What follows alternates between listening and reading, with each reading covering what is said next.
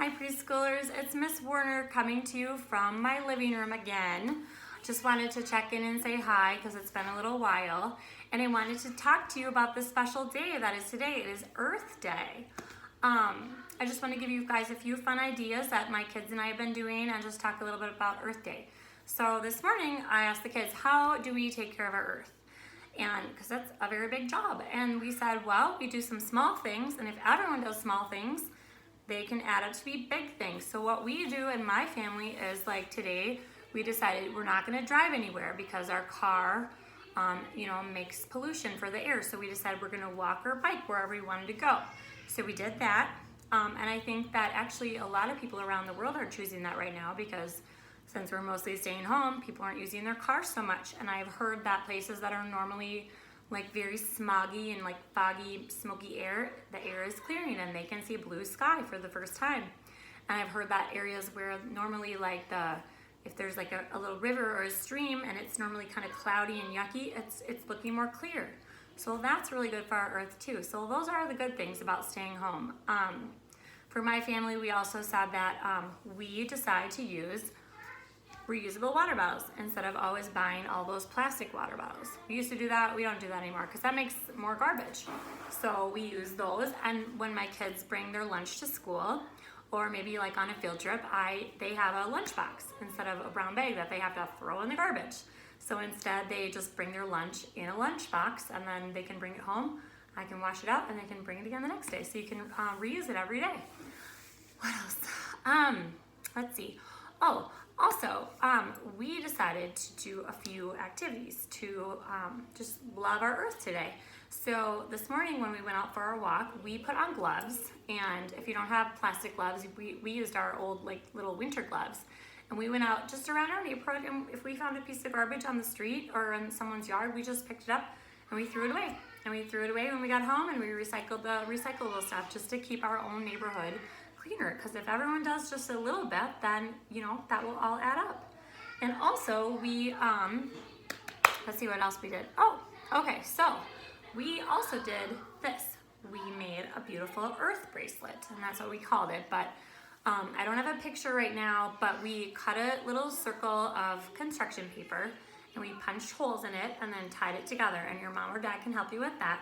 And then we put it on our wrist, and then I put double-sided tape on the outside to make it like a sticky bracelet. And then we went outside for a walk, and when we found something cool or interesting or pretty, we stuck it on our bracelet. So like my kids have like little pieces of grass and little sticks and a little bit of sand or dirt and a dandelion.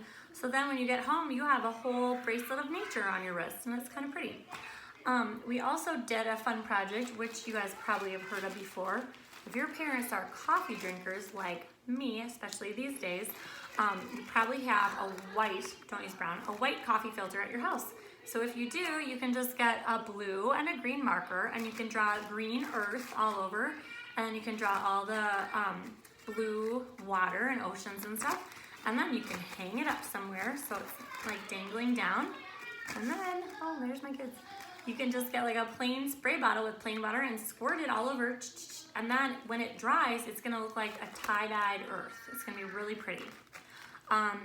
Another fun thing that we actually did yesterday was the kids each drew their own face, and then we went out in nature, and we brought our reusable bags, which, by the way, probably your parents might have these in the car for getting groceries or something, so you don't have to get all the bags at the store.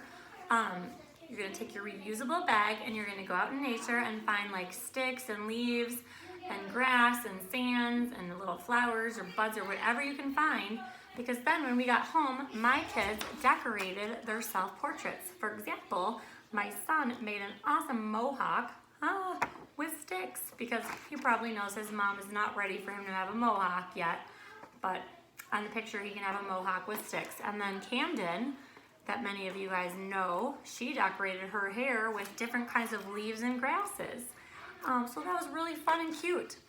And then my last thing I wanted to tell you guys was recently the kids' grandma or Nana sent us this cool book, and it's called Exploring Nature, a Journal for Kids. And if you don't have this journal, you could even make your own out of paper. I know my class loves to tape things together. So tape yourselves a book and just have your parents spell it out for you, My Nature Journal. And then each time you go out every day, you can record some information like a scientist. You could say like the date and time that you went out. You could say the location that you went out and the weather that day and what you found or what you saw. And if that's just too much writing and you don't want to write all those letters, guess what? Leave a blank page and then just draw what you saw when you were out on your walk. So you can either bring it with you, maybe in your backpack, and you can draw it while you're out looking, or when you get home, when it's fresh in your memory, you can do it when you get home and just draw a picture of what you saw. And so for my kids, because one is older and one is like almost your age, we've done it both ways. We've done the writing and we've done the drawing. So it's fun either way. Don't stress about it. It's good either way. Anyways, you guys, I just wanted to say hi. I'm really missing you. I can't believe we've been home for so long, but I hope you're all healthy and safe and doing well with your families. And I can't wait to see you again. And when we're allowed to, I'm going to give you each a hug. And you know what? By the way, Paul, I was thinking of you when I was thinking of people who ride their bikes instead of driving a car. I was thinking of Paul and his mom because I know they used to often ride their bikes to Mount Olivet, and I used to see them going around Lake Harriet when I would be jogging. And I'm sure you other friends are doing so too. So I hope you guys are doing well. Talk to you soon.